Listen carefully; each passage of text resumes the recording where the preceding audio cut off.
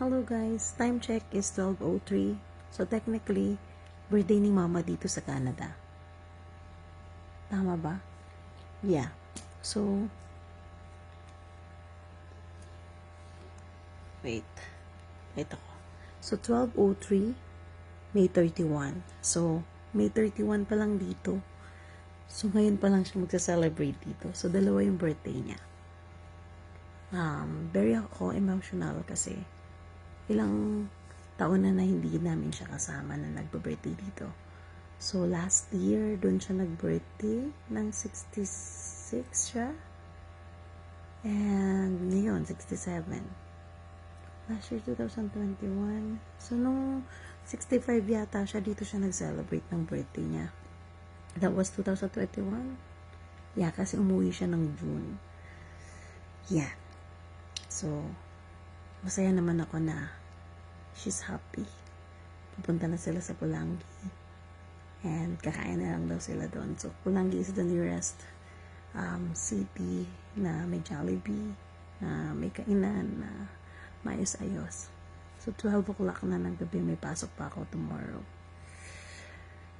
And I was able to finish that song. Just very emotional kasi you know naman tayo pag nanay natin. Love na love natin, no? So, kahit mga dumadaan yung mga panahon na hindi kami magkasundo ni Mama. Siyempre, meron din kasi time na masyadong mabakat tong ano na to. Salamin na to, kailangan ko tong ipa-adjust. Well, and anyways, as I was saying, pag nanay kasi, sobrang sensitive.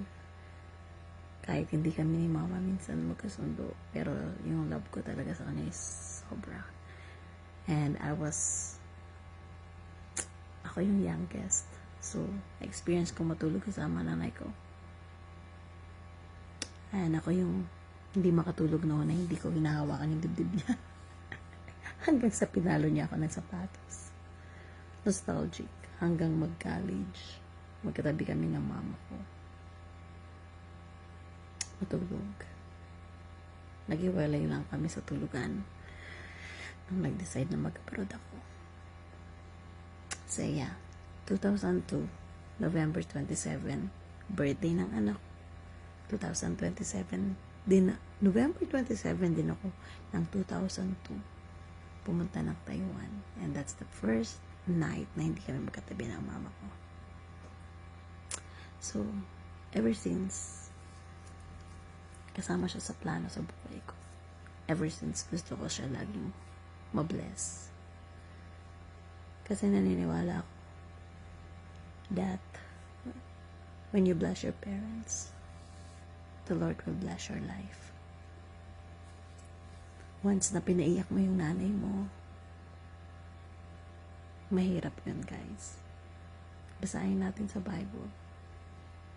We should learn how to favor or to bless our parents. If you want your life to be longer, if you want your life to be blessed and favored, matuto tayong pagpalain ng ating mga magulang. Nasa utos siya ng Panginoon. Above all things, we need to bless our parents. And kung hindi rin naman sa way of discipline ng mama ko, I grow up so sensitive. Kasi feeling ko, palagi akong sinasabihan ng mama ko na noon, that I am not good. Pero at the back pala, pagkausap niya yung iba niyang mga kumare, pinagmamalaki niya pala ako. But then, syempre, iba kasi ako noon, guys. Pag nasa harap ko, sobrang dinamdam ko yun. But, it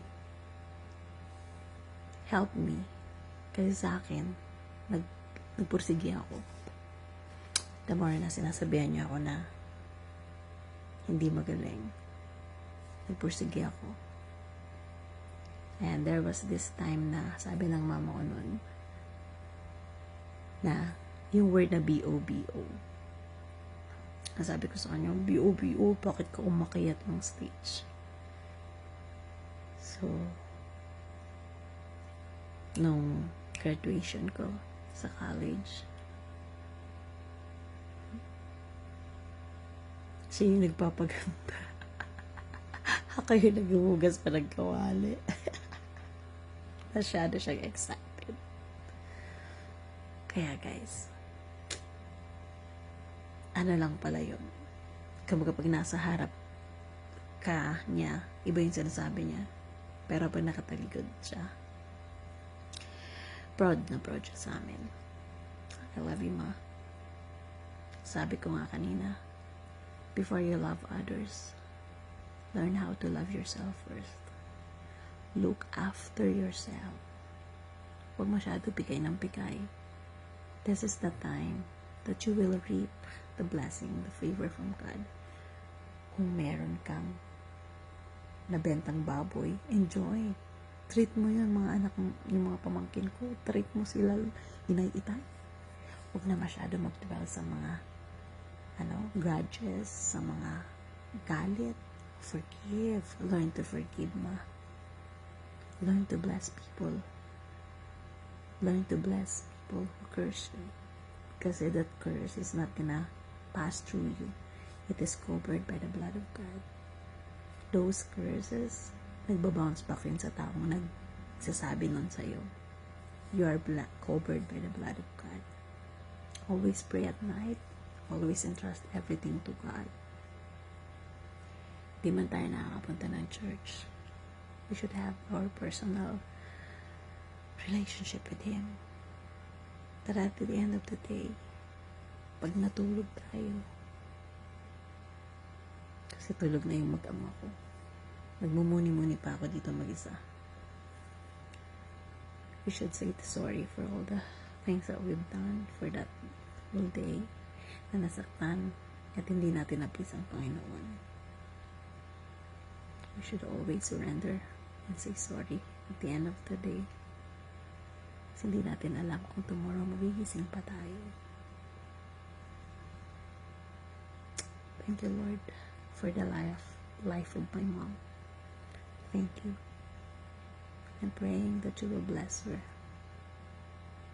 More years to enjoy her life. More years to enjoy your favor. Thank you, Jesus. Kailangan ko din matulog kasi may pasok pa ako bukas.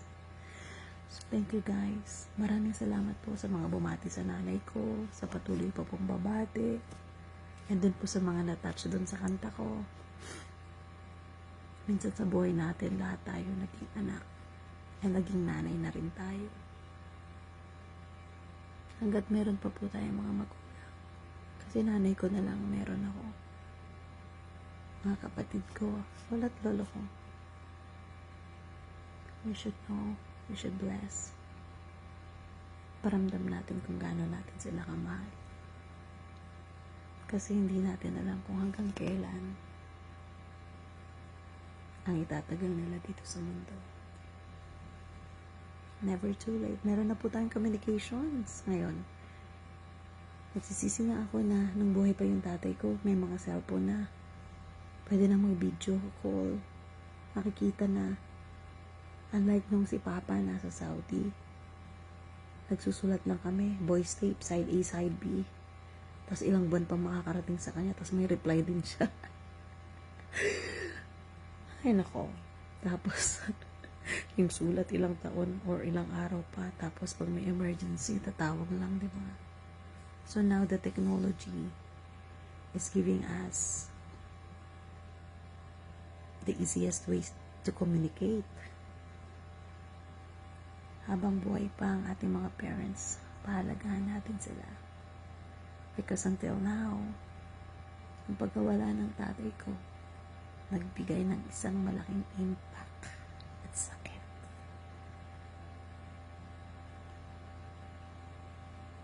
Till now, I still miss my dad. Sana, pangarap ko pa naman na sana madala ko siya dito rin sa Canada. But I know he's happy now with God. And he's still praying for all of us. Thank you guys. good night, good morning sa lahat sa Pilipinas at saan man nadako tayo ng mundo. Ingatan niyo po ang mga sarili niyo. Always pray to God. Always say sorry. And really, realization-wise,